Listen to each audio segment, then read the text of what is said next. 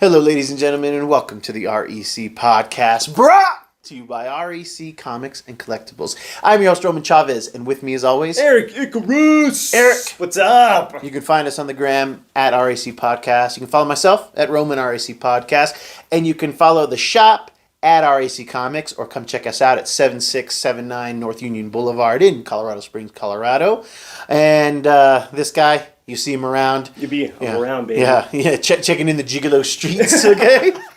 How you doing, buddy? Good, man. Woo! Little inside. Been a little bit of time. Yeah. You know how it goes, kids, but we're happy to be back and talk Always, to yeah. you. Crazy thing, real quick before we get into this. So I was at one of the store in the mall, that little comic book store in the mall. I don't go to other comic stores. Right, it doesn't matter. No, I do. But I was in there, and this kid came up to me and said, "Hey, REC."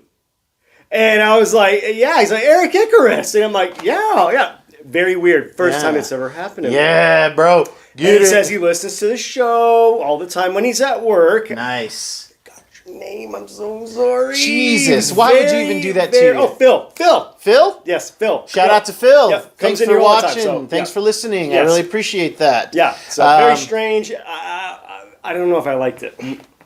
I liked it. I don't know. I didn't like it. You know what I don't like is that my shirt looks real dingy in this. But look at this, guys. Look at this awesome Alex Ross Justice art. But yeah, the white's a little dingy. I'm going to have to... How do I beef that up, Eric? People ask me why I wear black all the time. Yeah.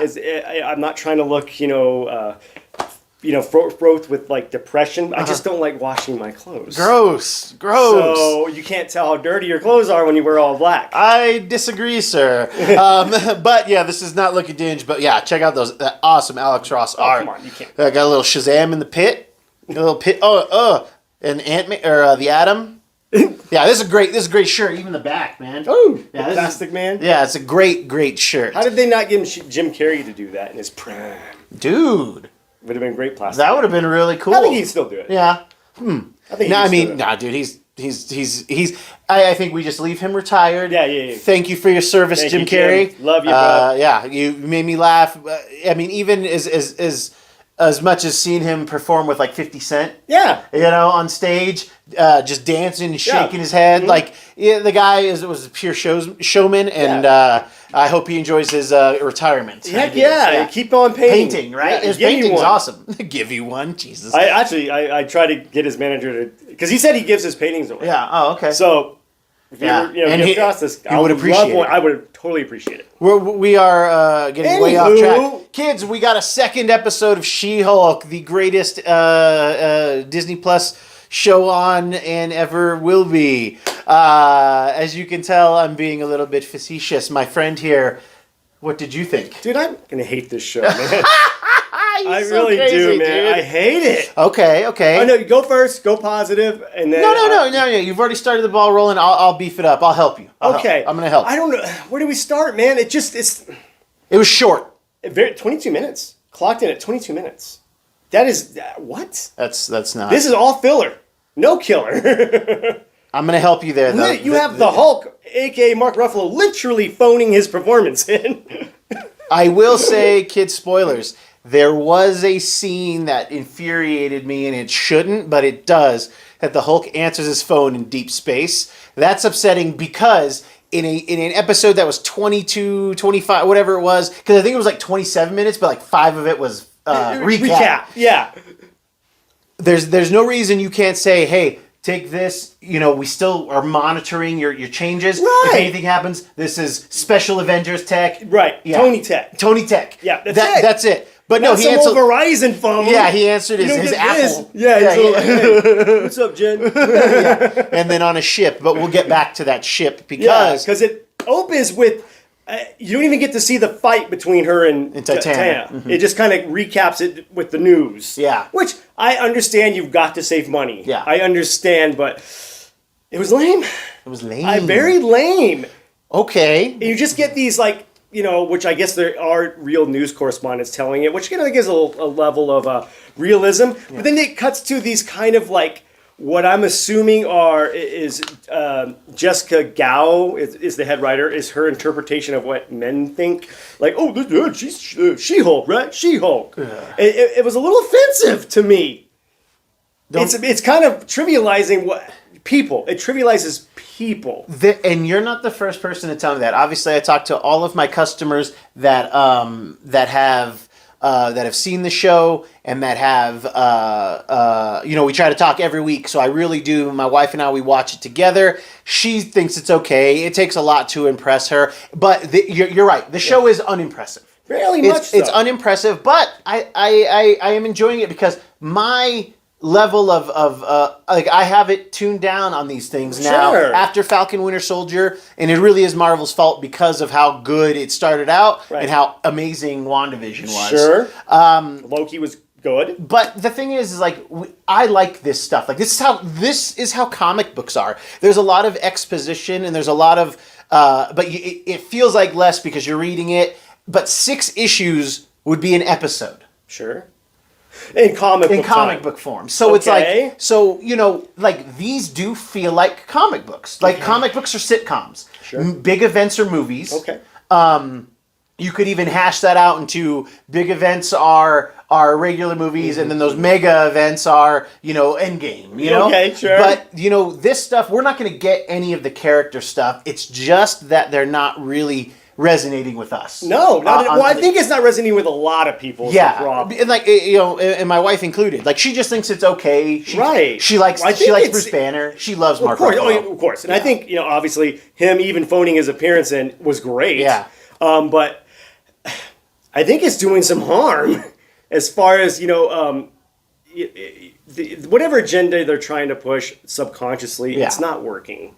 It is coming across very trite and almost, I'm hesitating to use this word, but it's almost retroactively damaging the feminism movement. Totally, yeah. Which, in a small way, I feel like back in my younger days, I fought for that. Yeah. You know what I mean? Very equal here. So I'm going to be equal here and say, this is awful, and I don't care what your agenda is. It's just bad writing.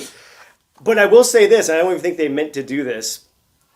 Okay, real quick. So there's a dinner scene where Jennifer has to go have dinner with her parents.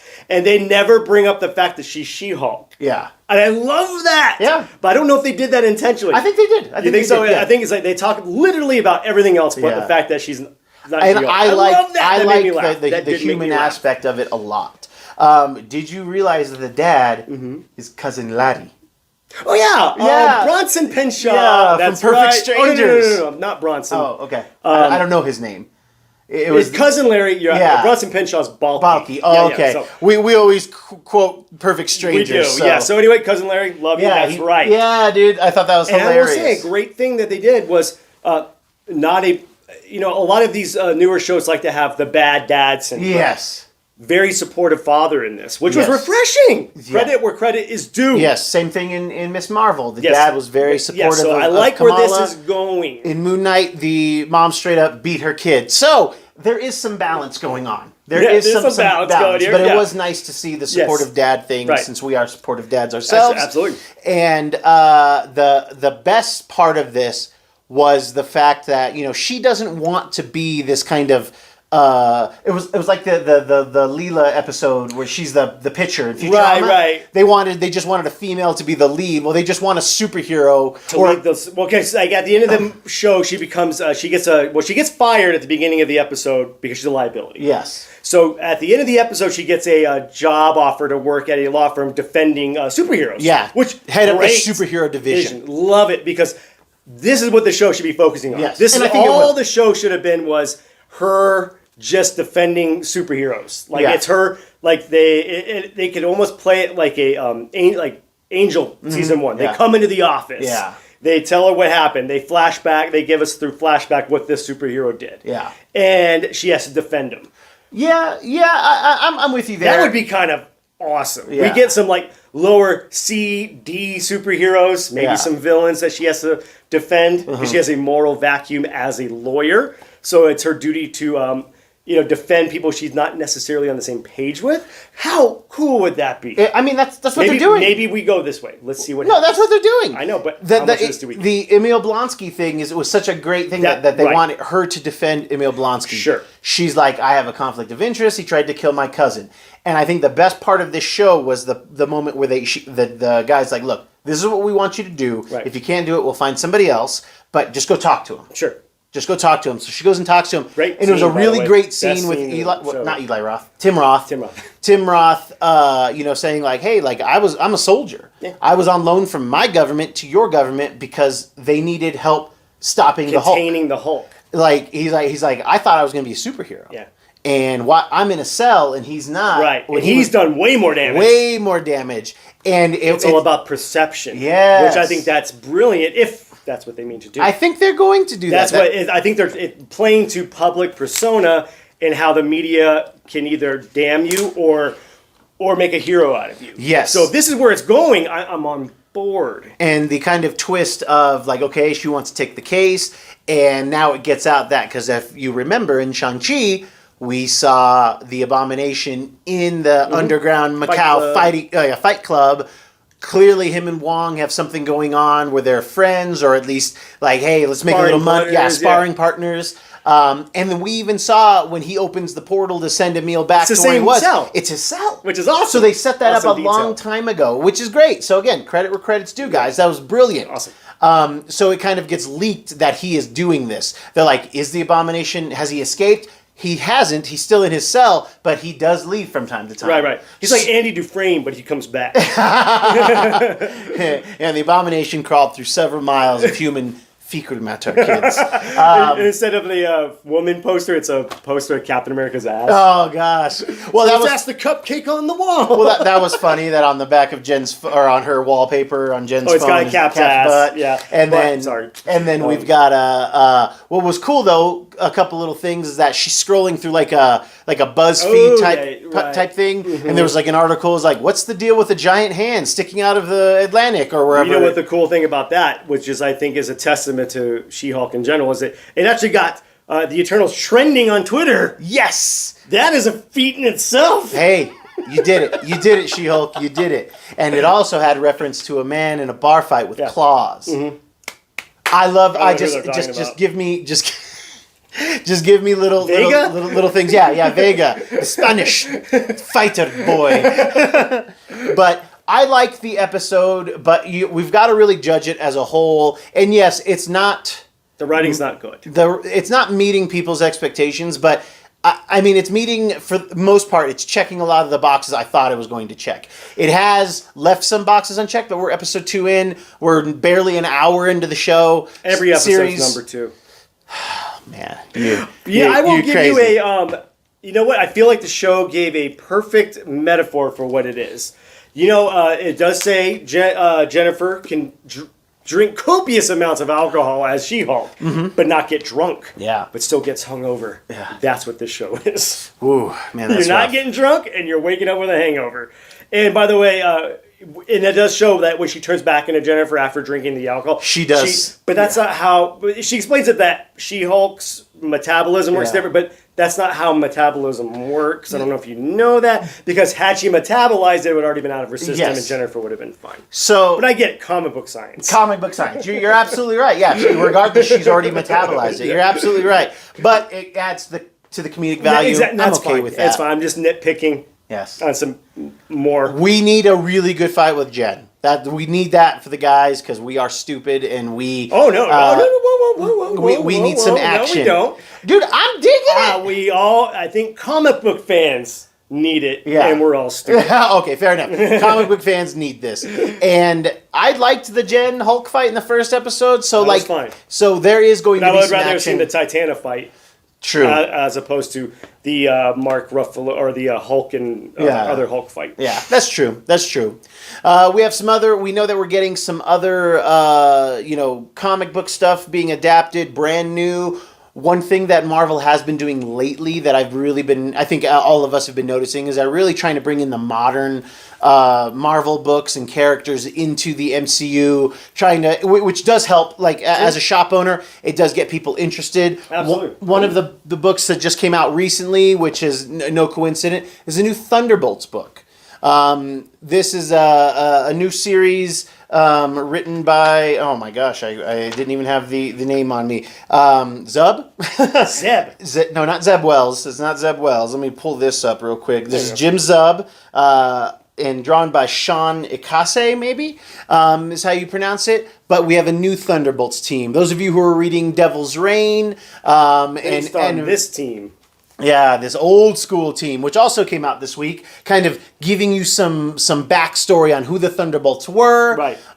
And I assume where we're going to take them. Exactly. As you can see on this team, we have some new characters and some familiar faces. We do have Hawkeye. We have Spectrum, who was in, obviously, WandaVision. That's right. We have America Chavez. I'm not sure who this guy is yet, and he showed up on the last page. We have the newer Power Man, who absorbs chi into strength. The Purple Man's daughter, who goes by Persuasion, and a character that I'm not familiar with, and they didn't give his name, and it's part of the mystere of it. It's being marketed in the book as a marketable team. For those that didn't read Devil's Reign and didn't read the Daredevil story before that, Kingpin becomes the mayor of New York, and he outlaws superheroes. Yes. And in there, he makes his own Thunderbolts team, which is a bunch of villains, and your boy, U.S. Agent. Yeah. Oh, John Walker. John Walker is in there on loan from the government to kind of like make Facilitate a little bit. or to help take down Wilson Fisk. Right. So during Devil's Reign, Luke Cage gets elected mayor. He wants to because he used to be a member of the Thunderbolts. He wants to reclaim the name, put together a new team, but it's not just PR, but it is a PR stunt. Sure. I mean, for those who are not in the know, real quick crash course, the Thunderbolts were a team from the early aughts or late 90s? Late 90s. Late 90s, put together by General Thunderbolt Ross. Yeah. To combat just superhuman threats? Yeah. Using kind of a Suicide Squad-esque plot, using villains to take down some superhero Commute threats. their sentences, but in Marvel, they're not going to kill you unless you don't come back. Right. It's a good concept, and it can bleed into, and it will bleed into. It's going to bleed into its own movie, or I don't know if it's going to be a movie or a series. I hope it's a movie, but it seems like they want to pull in some of these characters to do them. I can assume that in the MCU we'll get like Blonsky, Winter Soldier, U.S. Agent, Yelena, Black Widow. We'll get oh my god, the new Kate Bishop. No, I don't think we'll get Kate Bishop. Okay. I think we'll get Taskmaster. Ooh. I think that's an interesting way to keep her around. Because I think they want to do Young Avengers. And Okay. I think they'll do Kate Bishop there. That makes Baron sense. Zemo. I think we'll get Baron Zemo. And Abomination. And Abomination, of course. So maybe we'll start to see where that could go through here. Him wanting to, through She-Hulk, wanting to, hey, I want to be a soldier again. Right. And if I can earn that back by being a part of your Thunderbolts team, it's the way to do it. So interesting concept. I wonder if we're going to get Wong in She-Hulk too, since obviously he's been. We have to, right? Wong has been showing up everywhere. In this I love me some Wong, man. There's no Wong time for Wong. Mm-hmm. Looking for Wong in all the Wong places. All right. But what is the Thunderbolts' first appearance in comic books? In comic books, actually, an Incredible Hulk. I don't know the number off the top of my head, but it is in a Hulk thing because obviously General Ross really despises the Hulk. So actually, they're first put together to see if they can take out the Hulk. Which is always that's great. Gotta bring in Bruce, man. Gotta bring him in a bit. I'm excited to see this go into the MCU. I want to see the MCU's take on the Suicide Squad. Yes, I do too. I do too. But I want to see. I'm glad that it's made up of people wanting redemption. Sure. But they need to put a couple of loose cannons on there. People who are definitely there because they have to be there. Right. Maybe we might even get Dax from Daredevil. I know you didn't like him. I thought he killed that. I just wanted to see Bullseye, right? Like actual full costume, not Bullseye. Hawkeye. Okay. So if we get him in there, I will. You want him as Bullseye? Okay. Yeah. So yes, that could be interesting. Okay. That could be an interesting way to do it. Yeah, like a recruit or a later recruit, or hey, this guy I don't know, because it feels like, Yeah. I don't know, but I would like to see. I just want to see that character. Yes, again. totally. I Yeah, just want to see that absolutely. character.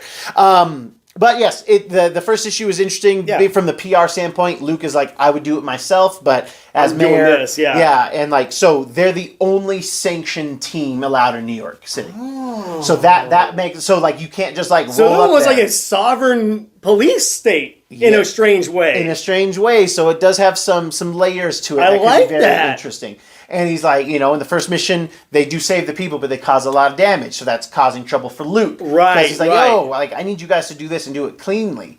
And in the first mission, they're not following orders. Right, and, right. I mean, they saved the day, but it's It not. didn't go about it the wrong way. Yeah. Right? Okay. So it's on sale this week. Come check it out. Come check it out in the Yeah. store. Go to your local LCS if you can, Yeah. and check that out. There's that Batman thing I'm interested in. It hasn't come out yet. The No, Bad Day. No. So they are doing, yes, the first Riddler issue did come out. Oh, it did? Okay. Yeah. So they're I doing am a series so for interested. DC. I'm going to be reading this. By the way. That is called One Bad Day. They're going to be doing it for the majority of Batman's Rogues Gallery. This one is actually written by Tom King with some input. It's my understanding from Paul Dano, who played the. Are you talking about male model Paul Dano? Paul Dano. God, you're hard to look at. But Paul Dano had some insight into this because he will also be writing a Riddler Year One storyline with Bill Sienkiewicz doing the covers. Right. So that'll be. Can't go wrong with that. That's going to baby. be interesting. But they're trying to show. I think what they're trying to amplify is Bruce's One Bad Day versus these guys. Right. One So Bad Bruce's Day. One Bad Day pushed him into superherodom. Yeah. As opposed to, I think we get Clayface, Roz. The Killing Joke, but for the other hero, the other Rogues villains. Gallery. Yeah. So I'm very interested in that. So. Yeah, something to keep your eyes Yes, on. I We will still have be some reading copies this, of the Riddler in, but yeah, Paul Dano's kind of Riddler Year One is going to be coming out, I think, in October. Ooh. So that'll be something to keep an eye out. Cool. We have another interesting thing Yes. from DC coming up that I'm not sure I'm interested in for the right reasons. But in the new catalog, we have Batman and the Joker, the Deadly Duo. I don't know if it's going to be 6 issues or a 3-issue Right. thing, but it's going to be written and drawn by Mark Silvestri. That's what's so we've got a little nostalgia there. We kind of got a little bit of this idea in the Dark Knight's death metal, or no, the Dark Knight's metal. Dark Knight, when we had the Batman Who Laughs. We had the Batman Who Laughs making it necessary for Batman and Joker to team up. And it was really interesting for the few pages that we saw it. Right. And it really did put that seed in my head, like this could be a very, Hannibal Lecter, and then you get out, you do some things together. Right. And the premise behind this is that Harley Quinn's been taken and Joker wants to get her back. Well, who better to help than Then- the world's greatest detective? So I love the idea of the uneasy partnership. In the Dark Knight's Metal, there's a great scene where Batman and Joker are teaming up to fight the Batman Who Laughs, and Batman gives Joker some batarangs, I think, Yeah. and he's like, and Batman's like, I'm going for the legs, and Joker says, I'm going for the face. So That's what's up. I'm expecting some more moments like that, like when they I don't want them to shoehorn in a thing where the Joker saves Batman or stops him from killing somebody or something like that. Unless it's really well written. The saving is fine. I don't want the Joker to stop Batman from killing anybody. They did something like that But in I the can war. see him doing that. They did Because something if like that in the Batman war. Did that, yes. It would make Joker not attracted to. Attracted to Batman anymore. Like, oh. I can't like you anymore. There was a series called The War of Jokes and Riddles where it was the Joker versus the Riddler in Gotham. It wasn't my favorite story because they didn't ever really you would read it and then they would do a big splash page recapping the fights. So they weren't really showing all of the action.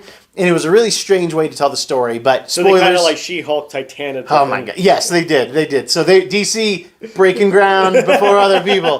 But no, it was really interesting because the spoilers, kids. At the end of it, I don't remember what pushes Batman to it, but he takes a knife and he goes at Riddler for some reason, and the Joker stops it. Right. And then he just starts laughing maniacally, And it was like, well, the Joker was going to kill you, but whatever pushed Bruce to do it.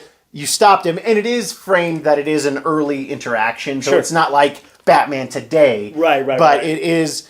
I didn't care for that. Like, but I can't, because I can justify it, because I think the Joker and Batman are soulmates. They are. Yeah, they are. That, if you have any doubts about that, you're wrong, because they are. That's how they play it. And I think Joker's quote unquote attraction is that he, again, is the opposite of the Joker. He doesn't kill. So if Bruce were to kill, it would be acting out of character in a way that, it's like, wow, you don't do that. I do that. Yeah. And we saw again. This is something that people have been flirting with in the Snyder Cut. We see that the apocalypse scene at the end, where kill you. where the Joker and Batman have an uneasy alliance, and he gives him the card, and he says, as long as the card is safe, we have a truce, Bruce. But once you rip it, I love. That's the best part of the whole thing. Even the seagull laughing, I can get with. But the idea is great. It's just it's going to take a certain person to do this story.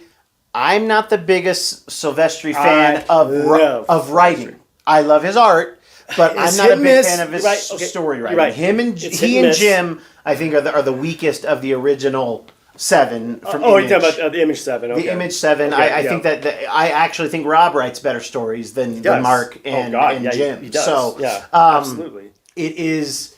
Him and Todd are really good at fleshing stories out. Characters. If Jeff Johns didn't already do 3 Jokers and kind of fall short, it would have been something that I would have liked to have seen him do. Oh my God, you're right. I'll buy it strictly for the art, and then if I enjoy the story, I'll be very, very happy. Sure. So it can't be worse than Frank Miller and Jim Lee's take on Batman. That's true. This is true, and there's nothing worse than one of your favorite writers writing one of your favorite characters in a way that didn't make sense to me. The artwork, we've said this a million times. Just pick it up for the art. Jim can do no wrong. Jim, it's very rough, but I'm excited about this. I mean, even just that cover there by Silvestri just looks amazing. Come on. It looks amazing. And then one more thing I wanted to touch on is the new Midnight Suns from Marvel. Oh, yes. Yes. Team from the 90s. Yeah. Correct. That it was a team, Ghost Rider, Johnny Blaze, Morbius, and Hannibal. Yeah, Hannibal King. I want to say Danny as a human at some point. Yeah. Blade. Yeah. Oh, no. Blade wasn't in the original. He wasn't. No. He wasn't in the original. I really think it was Ghost Rider, Blade, Johnny Blaze as Johnny Blaze. Yeah. It was Dan Ketch, Ghost Rider, Johnny Blaze, and Hannibal. Yeah, I think you're right. I think there was the 3. Yeah. And then they end up adding people as they go. Yeah. But that was kind of the start with Lilith and all of those things. Great villain. So, it seems like the MCU wants to do some more magic-related stuff. Right. We're definitely going to be getting a Ghost Rider very soon. Word on the street for the next HasLab release is going to be Ghost Rider related, where you're getting Ghost Rider and his motorcycle, probably Danny and his, Johnny and his motorcycle, Danny and his, Robbie and his car, maybe the Spirit Rider and a horse. Ooh. They could also do the freaking first Ghost Rider on the woolly mammoth, which would be dope. Yeah. Like, you could really take this to a lot of different places. You could redo the Cosmic. Do another version of the Cosmic Ghost Rider. There's a lot of things there, and in this new series, we're going to have Magic. Yep. Blade. Mm-hmm. Hold on, I'm trying to remember without having to look at the picture. Magic, Blade. I don't want to say the one that doesn't fit until last.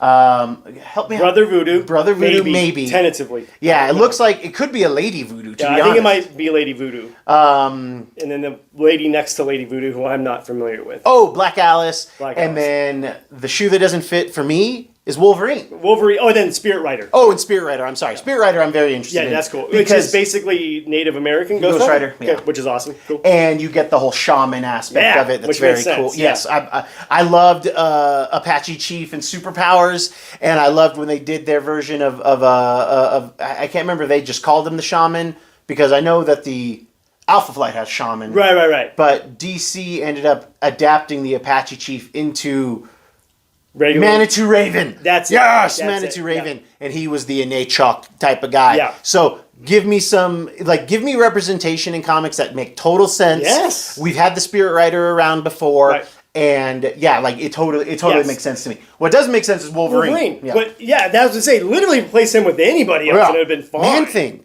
Like you said, you need a bruiser. Why not Man Why Thing? not Man Thing? That would have made a lot of sense. Literally. Damien Hellstrom, God, and they've been on different iterations, I know. But I don't know, Wolverine doesn't fit with me. Really fit. And he doesn't have that early aughts Wolverine on every team pull anymore. Right. So I don't know. It seems very weird. Right. Maybe unless it ties in the story. Now, Wolverine's been around for like 200 something years. Sure.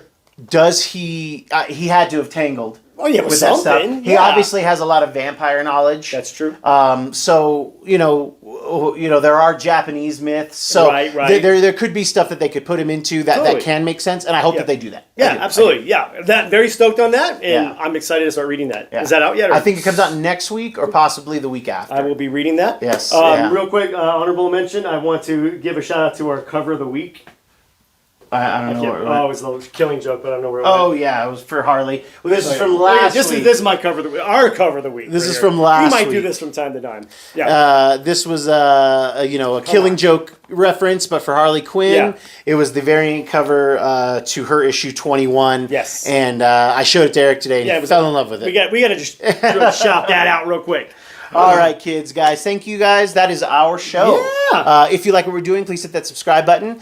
Click the little bell so you know when new shows come out. Yeah. Tell us what you think of the show in the comments. Are you excited? Something you want us to talk about? Yeah. If you have any topics that you're like, hey, have you guys seen this? I have not been watching House of the Dragon. I probably won't watch it until the. I care, but I probably won't watch it until the season's done. Eric, do you have any final thoughts for us? You know what?